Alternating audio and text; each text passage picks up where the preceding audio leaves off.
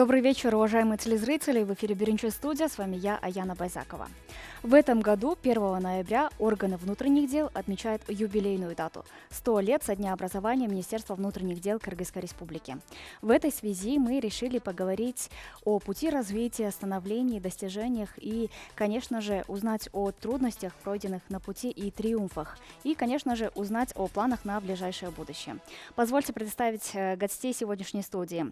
Первый заместитель министра внутренних дел Кыргызской Республики, генерал-майор милиции Бибусунов Адылбек Качканбекович и начальник службы общественной безопасности МВД Кыргызской Республики Рахманов Сталбек Кенешбекович. Уважаемые гости, добро пожаловать к нам в студию. В первую очередь позвольте поздравить вас с этим праздником, пожелать вам всего самого хорошего и, конечно же, поблагодарить за хорошую службу. Уважаемые гости, мы говорим о вековой истории. 100 лет со дня образования МВД Кыргызской Республики. И в этой связи нельзя не отметить о развитии и становлении МВД. Да? И скажите, пожалуйста, какие значимые реформы прошли, пережили МВД за все эти годы, даже, можно сказать, за последние десятилетия? Да? Можете ли вы рассказать, как они повлияли на сегодняшний день, на эффективность работы? Здравствуйте. Как всем известно, основная функция органов внутренних дел с момента образования с 1924 года являлась обеспечение общественного порядка. И по сегодняшний день практически основная задача не изменилась. Это обеспечение общественного порядка, а также борьба с преступностью. Если говорить, с какими достижениями мы пришли сегодня к столетию, сказать, что очень изменилась деятельность органов внутренних дел в сфере предоставления услуг. Например, на сегодняшний день деятельность органов внутренних дел ориентирована на предоставление услуг, сервисных услуг населению, обеспечение общественного порядка, чтобы каждый гражданин чувствовал себя комфортно и безопасно. И с этой целью мы запустили проект вместе с ОБСЕ. Это передвижные приемные пункты. На сегодняшний 59 передвижных приемных пунктов колесят по республике и достигают до самых отдаленных участков населенных пунктов нашей страны, и принимают заявления не только по каким-то общественным или по общественной безопасности, но и по всем социальным вопросам. Помимо этого, по республике открыты 45 пунктов по принципу единого окна, которые также предоставляют услуги населению, и более 30 услуг предоставляют и получают справки по различным направлениям в этих пунктах, сервисах. На сегодняшний день, примерно с 2020 года, основное направление деятельности руководства Министерства внутренних дел направлено на создание условий для работы сотрудников органов внутренних дел. Вы также сами были свидетелями, что через средства массовой информации предоставляли информацию о, например, строительстве, проведенных в целях улучшения условий работы сотрудников. Это порядка, за последние 3-4 года, это порядка 70 объектов, которые были направлены на улучшение деятельности сотрудников органов внутренних дел. Это городские отделения милиции, поселковые отделения милиции, участковые пункты милиции. Также, например, здание для управления безопасности дорожного движения Чуйской области, городское отделение милиции города Бишкек и так далее. Достаточно много таких значимых строительств было произведено. Также более 100 с лишним объектов прошли капитальный ремонт. И также была обеспечена техника необходимой. И также для оказания, скажем так, компетентной помощи, а также быстрое и эффективное реагирование на каждые вызовы граждан было предоставлено сотрудникам порядка 500 с лишним транспортных средств. Это за счет и государственных денежных средств, за счет международных организаций, такие как ОБСЕ, Управление Организации Объединенных Наций и ряд других международных общественных организаций, а также за счет спонсоров также были приобретены транспортные средства и переданы сотрудникам органов внутренних дел. Об этом вы, наверное, тоже видели в средствах массовой информации, что в рамках реализации поручения президента были проведены форумы во всех регионах страны, где также были предоставлены транспортные средства всем участковым инспекторам чтобы они могли оказывать достойное сервисное обслуживание гражданам. Вот. Также помимо этого на сегодняшний день Министерство внутренних дел провела очень большую работу по цифровизации деятельности органов внутренних дел. На данный момент по республике установлено порядка более 3000 с лишним камер, которые помогают обеспечивать, отслеживать общественный порядок. Вот. Среди этих камер есть еще камеры с распознаванием лица, которые нам очень сильно помогают в профилактике преступлений, выявлении нарушителей, выявлении преступников, которые бежали и находятся в розыске не только нашими правоохранительными органами, но и правоохранительными органами зарубежных государств. Вот. Также были приобретены бодикамеры для сотрудников. Пилотный проект был для сотрудников на территории города Бишкек и города Ош. Также были приобретены планшеты. Также в целях обеспечения безопасности дорожного движения были приобретены 22 аппаратно-программных комплекса под названием «Автоураган», который на сегодняшний день тоже достаточно очень эффективно работает. Помимо этого, знаете, на территории республики работает такой проект, как «Безопасный город», который также дает свою ощутимую помощь в обеспечении общественного порядка. Вот. Ну, более детально по цифровизации, а также о деятельности органов внутренних дел, наверное, расскажет руководитель службы общественной безопасности, который непосредственно занимается этой работой. Столбик Янгшпикович, тогда вам слово. Спасибо. Здравствуйте. Я бы хотел рассказать и дополнить прозвучавшие сейчас наши, так скажем, достижения, да, потому что во все времена, вот даже в 90-е годы, когда мы уже начали работать с кыргызской милицией, мы остались советскими законами, и тогда были уголовно-процессуальные кодексы, уголовные кодексы Кыргызской республики, и нам все вот это, вы же говорите, не только за последние 3 года или там за последние десятилетия, можно сказать, за всю историю кыргызской милиции. Кыргызская милиция пережила ряд таких этапов, там, где на каждом своем этапе она проходила достойно все этапы, и, я могу сказать, она справлялась с поставленными задачами. И, как уже сказал Адыл Качкынбекович, сейчас одно из основных приоритетных направлений деятельности органов внутренних дел является это профилактика, то есть недопущение. Бороться с последствиями, раскрывать преступления, для этого есть у нас специальные службы, оперативные службы, которые уже работают с последствиями, раскрывают преступления, разыскивают тех лиц, которые совершили, а вот не допустить, принять меры по недопущению, предотвратить, этими мерами занимается служба общественной безопасности. Раньше она называлась Главное управление по обеспечению общественного порядка, ГОП, а сейчас она называется в настоящее время Служба общественной безопасности МВД Кыргызской республики. И краткий такой экскурс в историю, а в последующем меняется все наше законодательство, мы перерабатываем законодательство, и на каждом этапе наши ветераны, которые сейчас уже на заслуженном отдыхе, они вкладывают такой значительный свой вклад в это становление кыргызской милиции. В последующем перерабатываются уголовные кодексы, уголовно-процессуальные кодексы, законодательство. И на сегодняшний день, вот за последние 3 года, можно сказать, опять же время не стоит на одном месте. И мы вот за последние 3 года, проанализировав все законодательство, которое у нас имеется, пришли к тому выводу, что оно уже не отвечает тем требованиям, которые предъявляет народ, предъявляет, так скажем, руководство страны, и необходимо это все проводить, изучив весь мировой опыт, приводить в такое надлежащее состояние, где бы мы оказали сервисное обслуживание населению, и главное, не допустить в таком количественном масштабе правонарушений.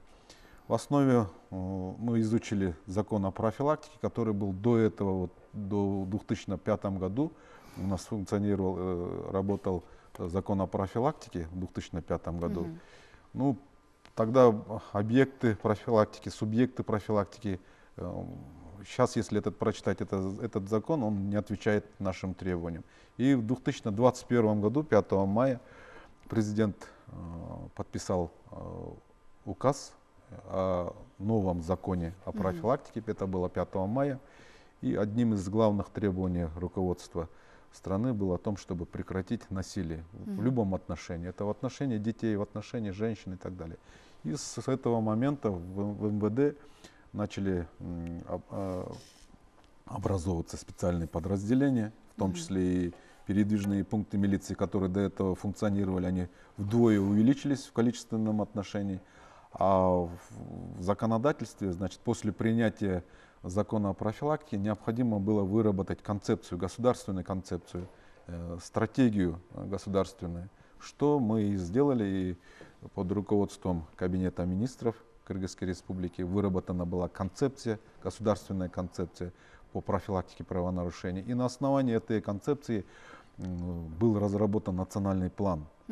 И национальный план включает в себя более 84 пунктов, которые мы должны исполнить до 2028 года. Здесь работали все, гражданский сектор, наши партнеры, международные партнеры, в том числе ОБСЕ и все другие. Я сейчас всех не успею перечислить, но я, пользуясь случаем, хотел бы поблагодарить их за такой весомый вклад по профилактике правонарушений, преступлений и так далее. Ну и в целом получилось, что по этим законодательствам у нас уже создана почва для того, чтобы на законодательном уровне создана почва для работы. Пользуясь этими моментами в профилактике правонарушений, как уже было выше сказано, мы создали Центр оперативного управления, там, где мы можем круглосуточно мониторить все общественные места по республике. Функционирует более 3000 камер, это в целом было сказано, а в общественных местах 1000 камер, более 1000 камер мы наблюдаем, и это происходит без выходных, без каких-либо там перерывов. И у нас круглосуточно в режиме, так скажем, в постоянном режиме личный состав проводит эту работу. Что нам позволило это достичь каких результатов? Во-первых, снизилось преступление в общественных местах. То есть люди, которые раньше нарушали в этих местах, так скажем, совершали правонарушения, уже знают, там установлена видеокамера, обязательно придется за это отвечать. То есть обязательный исход к тому, что он будет отвечать. А как раньше уже человеческий фактор уже не срабатывает. Это в общественных местах. Потом это, в общем, воспитывает и население, так скажем, положительные, хорошие результаты. В отношении личного состава, чтобы достичь, так скажем, определенных моментов, мы снабдили их за последние 3 года под руководством нашего министра, при поддержке правительства, Кабинета министров. Нам удалось обеспечить участковых инспекторов города Бишкек и УВД города Ош бодикамерами, то есть это в переводе означает нательные камеры, бодикамеры, которые крепятся на грудные камеры, и планшеты. Что это нам дало? Бодикамера — это в режиме онлайн. Мы его разработали так, чтобы он 8 часов сотрудник не мог его выключить. Он не имеет доступа и не может его выключить, потому что там всего 2 кнопки. Это одна кнопка в качестве рации, которые друг другу могут передавать ту или иную оперативную информацию. И вторая кнопка — это СОС.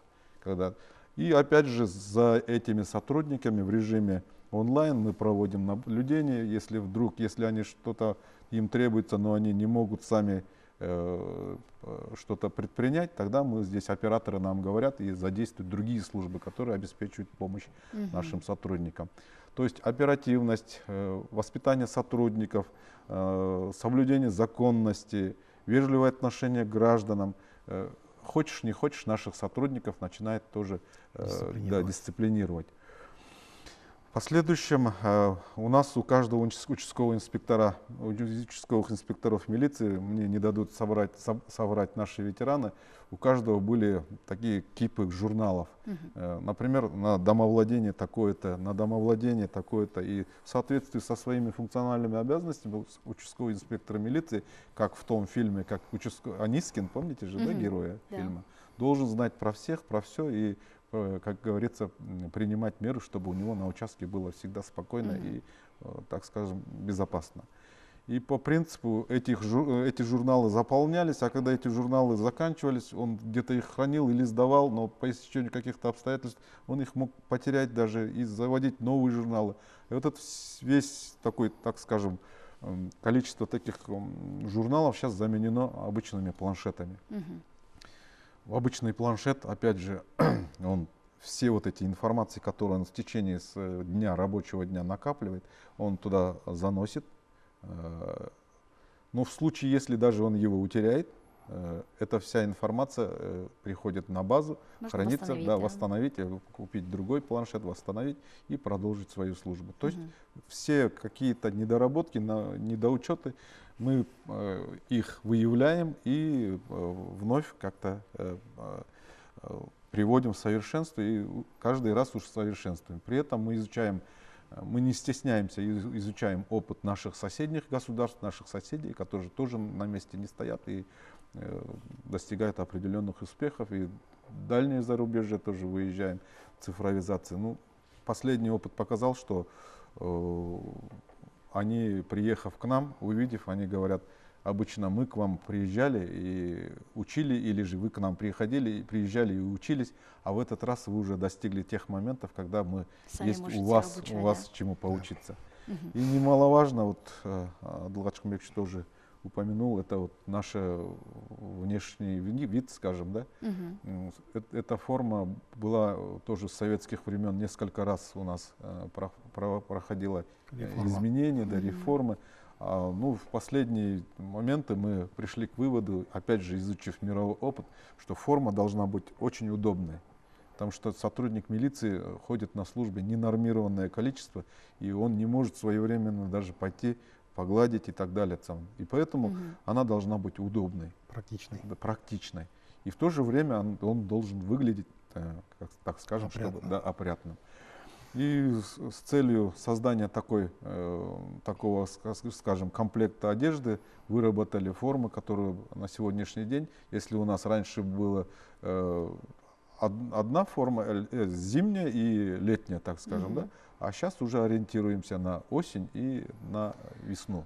Также она была раньше единая для всех, например, да. На сегодняшний день у, например, сотрудников безопасности дорожного движения своя форма, наверное, заметили, да, они распознаются уже Делятся. издалека, да. Мгм. Также форма у патрульно-постовой милиции, например.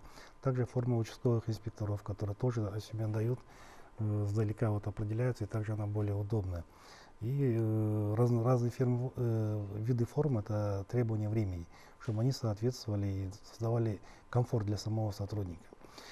Также необходимо сказать, что вот Слобик Кеңешбек сказал, что про создание центра мониторинга, сказать, что на сегодняшний день преступность уже давно перешла все границы, она практически не имеет границ. Мгм. И в этой связи у нас вот Владимир Муханович за последние 3 года усилил контакт с 26 зарубежными странами, более 26 зарубежных стран, укрепили все отношения. Вот, и по сегодняшний день у нас идет очень большой обмен информацией по преступникам и непосредственно преступлениям, совершаемых из-за рубежа. Например, Мгм. сказать, что в киберпреступность, так называемая, которая из-за рубежа может мешать, например, или управлять какими-то данными, которые у вас имеются на электронных носителях, например, те же денежные средства или телефонное мошенничество, например. Да, в этой сфере у нас созданы подразделения, которые работают в данном направлении. И у нас имеются специалисты, которые противостоят всем этим направлениям преступности.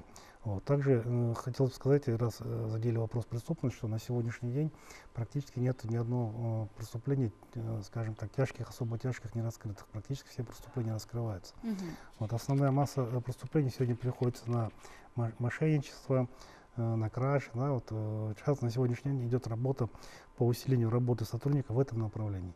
И думаю, что со временем мы снизим преступность во всех направлениях. И вот Слобик Кеңешбек говорит же, делается основной упор на профилактику преступления. Не борьба с последствиями, а Да, верно. на упреждение. Легче предупредить. Да.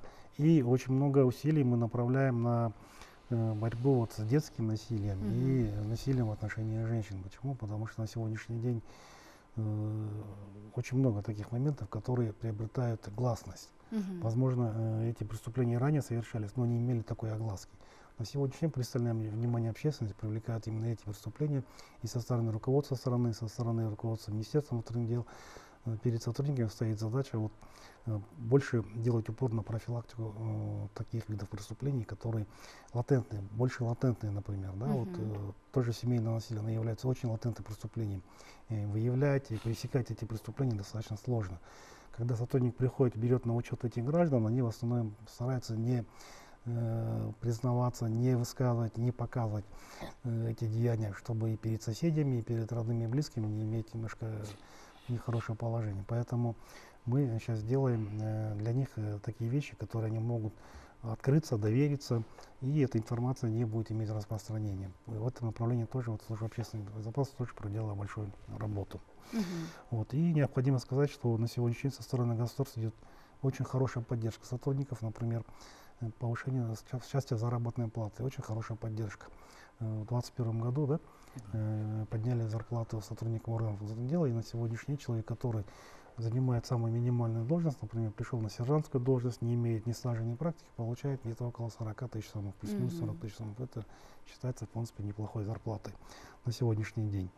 Вот. И помимо этого идет полностью техническое оснащение сотрудников. На сегодняшний день, например, сотрудники подразделений борьбы с незаконным оборотом наркотиков в своей деятельности применяют, например, сейчас беспилотные аппараты, квадрокоптеры, да, например, при выявлении наркопосевов, например, при выявлении преступников, которые занимаются незаконной торговлей наркотиков, например, тоже это очень сильно нам помогает. И вот хотелось дополнить, раньше, чтобы связаться с региональным территориальным органом внутренних дел, например, с Баткеном или с Нарыном, мы должны были звонить, и они должны, если не доложат, мы не знали, что там происходит. И поэтому вопрос вставал, вот ты не доложил, и мы не в курсе. А сейчас мы вот в центральный аппарат МВД, то есть дежурную часть, выведены все дежурные части МВД, и мы вот как сейчас на экране можем видеть, наблюдать, чем занимается дежурный, как он разговаривает с людьми, его отношение к происходящему. И когда говорят, вот люди не принимают заявления, мы можем открыть этот РОВД и посмотреть, что там происходит. И это связано только не столько с дежурными частями. Мы сейчас вот, чтобы соблюдать права задержанных, арестованных, мы постараемся, чтобы и в соответствии с законодательством обеспечить их безопасность. У нас тоже есть недоработки, недостатки, но с учетом этого мы продвигаем работу, чтобы все устранять и двигаться в ногу со временем. И когда мы уже наблюдаем в тех местах, где в отношении них могут совершены быть, скажем так, противоправные деяния, или же они сами, даже в плане того, чтобы не совершить, чтобы они сами не совершили какие-либо правонарушения, мы полностью отслеживаем, и это дает нам свои результаты. То есть удалось предотвратить ряд таких правонарушений и со стороны наших сотрудников, и со стороны тех задержанных. В свою очередь, при выявлении таких моментов, когда по видео мы видим, что наши сотрудники нарушают законодательство, все это фиксируется и передается в службу внутренних расследований, которая непосредственно все наши недостатки в непринесении службы фиксирует это все. И это невозможно, опять же, исключается человеческий фактор, потому что идет запись. И это в соответствии с законодательством о наружном видеонаблюдении хранится в сервере в течение 2 месяцев. И если люди, население или там заявитель пожалуется и попросит поднять, мы это можем поднять, как все происходило, и выяснить истинную картину происходящего. Спасибо. Вот говоря о достижениях, о созданных условиях для сотрудников, да, хотелось бы отметить, буквально вчера на просторах интернета была распространена информация, что теперь в Баткенской области буквально вчера была церемония закладки капсулы для строительства домов для милиционеров. Да, вчера заложили капсулу, это для строительства 32-квартирного дома на территории города Розакова, Лиликского района Баткенской области, которого по предварительным расчетам должны построить и к столетию кыргызской милиции, переданным сотрудникам органов внутренних дел. Также хотелось бы сказать, что сегодня под эгидой программы «Мой дом» 2021-2026 под патронажем президента Кыргызской республики через ипотечную компанию для сотрудников Министерства внутренних дел будут построены дома на территории города Бишкек, это в 3 местах. Вот это вот Логвиненко, Льва Толстого, да, еще 500-квартирный дом, и также 500-квартирные дома еще в двух местах. Это порядка 1500 только на территории города Бишкек. Помимо этого будут построены дома на территории города Ош, в Таласской области, в Нарынской области, в Сыкульской области и в других регионах. Это будет создавать условия для сотрудников, которые по предварительным нашим планам, например, сотрудник, который только принят на работу, он не должен думать, где он будет жить, как он будет жить. То есть он может прийти, встать в очередь, получить жилье в кредит, и в течение работы он уже будет уверен, что эту квартиру он полностью выкупит в частную собственность. В этом направлении в целях обеспечения социальных нужд сотрудников со стороны государства вот с 2020 года принят закон о правоохранительной деятельности, и там предусмотрено то, что если сотрудник не имеет жилья в регионе, например, на территории города Бишкек, если он снимает квартиру, он получает под наем жилья 9 тысяч сомов. А если же в регионах, то под наем жилья в размере 7 тысяч сомов. То есть вот эти вещи созданы для сотрудников органов внутренних дел. И этот сотрудник, если получает квартиру в ипотеку, то, в принципе, вот эти выплаты будут продолжаться, и он легко может выкупить эту квартиру в частную собственность. И также будет обеспечена его семья непосредственным жильем. Действительно, очень хорошая работа проводится. Также хотелось бы поговорить о новых проектах, программах, да, и скажите, пожалуйста, каковы вот приоритетные направления развития МВД Кыргызской Республики на ближайшие годы? Поделитесь, пожалуйста, планами. На ближайшие годы перед органом внутренних дел стоит это непосредственно в начале года Улан Умаканович, министр, поставил порядка 10 направлений. Первое направление – это предоставление сервисных услуг населению, обеспечение безопасности граждан. Помимо этого, сближение органов милиционеров к народу непосредственно. Также подготовка квалифицированных специалистов, снижение уровня преступности, да, и особенно в части, касающейся насилия непосредственно над женщинами и над детьми. Вот, и в обеспечении порядка этих направлений ведутся, скажем так, прилагают все усилия. Например, по вопросу насилия, то служба общественной безопасности вместе с Главным управлением информационных технологий изучили мировой опыт, и во многих развитых странах применяется практика телефонного приложения. Что-то вроде как бы в отношении меня проводится насилие. И человек, подвергшийся насилию, может использовать это телефонное приложение и дать сигнал сотрудникам органов внутренних дел.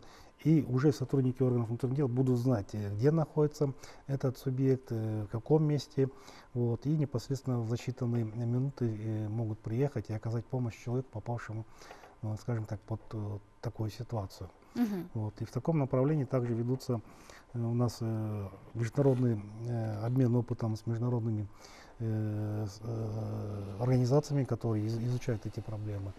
Вот, и, скажем так, получают у них информацию, как реализуются эти проекты, например, в других государствах. Вот, и более детально, наверное, все-таки Слава Кенишевич, дадите информацию. В плане того, чтобы вот как мы будем дальше развиваться, это, конечно, волнует всех наших милиционеров, потому что та милиция, которая будет стоять и не развиваться, она, конечно, не будет отвечать требованиям населения, потому что население тоже развивается. Очень много молодых людей, которые учатся за рубежом, знают опыт других полицейских, других стран.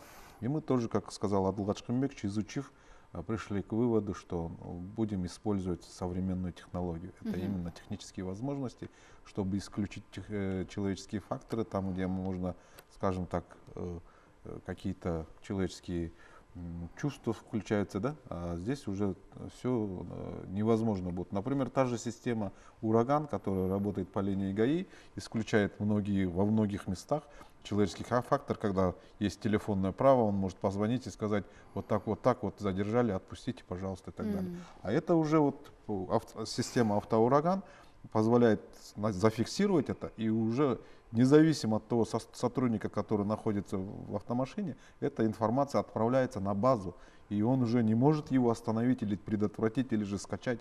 Обязательно по этой базе будет проверка и со стороны руководителей, и со стороны надзирающих наших органов, прокуратуры и так далее. Они изучают и говорят по каждому факту, выявленному системой «Ураган», какие были приняты меры, почему они не на штрафстоянке и так далее.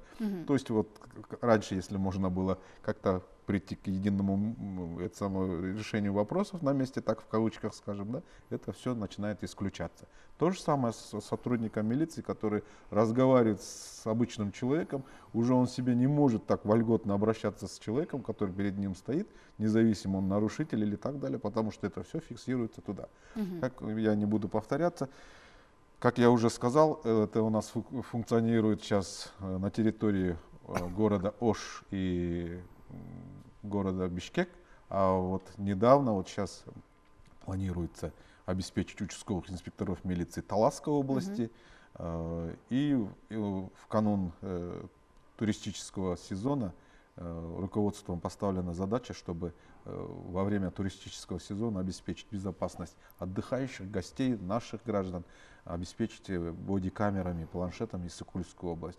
И государство нам приобретены уже, мы их сейчас настраиваем, и участковые инспектора Иссык-Кульской области полностью 100% будут обеспечены на этот туристический сезон бодикамерами и планшетами. В последующем мы хотим, чтобы в каждой школе инспектор по делам несовершеннолетних также был оснащен бодикамерами, то есть если даже он не сообщает о тех происходящих событиях, которые там уже нужно будет отслеживать и проводить. То есть нужно совершенствоваться, нужно подводить сотрудников тоже психологически к этому, обучать, потому что многие сотрудники, если честно сказать, они не выдерживают, потому что если раньше можно было где-то что-то опоздать или не исполнить свои функциональные обязанности. Человеческий фактор. Да, а тут уже ежедневно по планшету, этот планшет, который он заносит, он автоматически у меня в кабинете, я могу наблюдать.